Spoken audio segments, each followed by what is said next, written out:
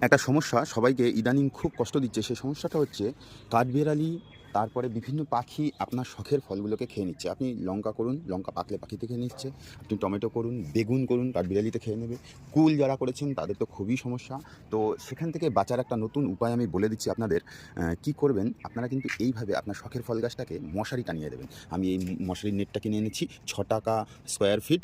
আমার মাত্র ৮ ফিট লেগেছে। আমি গোল করে এটাকে কোনো সেলাই-টেলাই করিনি। এনে দিয়ে ঢেকে রেখেছি। দেখুন এই কুলগুলোর ভেতরে দেখুন কত বড়। নইলে কি থাকতো? নইলে এতদিনে বাদুড় খেয়ে নিত, পাখিতে খেয়ে নিত। হনুমান এসেছিল, হনুমান অনেক টানাটানি করেছে, এই জায়গাটা ছিঁড়েছে, তবুও কিন্তু হনুমান খেতে পারেনি, চলে গেছে। কুলটা কিন্তু আমার বেঁচে গেছে। তো আপনারা এই টেকনিকটা ইউজ করতে পারেন। আপনাদের যেই গাছে ফল সবজি খুব সুন্দর হয়েছে, আপনারা কিন্তু সেই গাছটা এইভাবে মশারি টাঙিয়ে দিলে আপনার ফলটা কিন্তু বেঁচে থাকবে। এখন দেখুন এই যে চারিদিকে হয়েছে, এগুলোকে যদি আমি প্রোটেক্ট করতে না পারি, তাহলে আমি যে এত কষ্ট করে করলাম, তাহলে আমার কী লাভ হলো? সবই তো শেষ হয়ে গেল, বুঝতে পারলেন?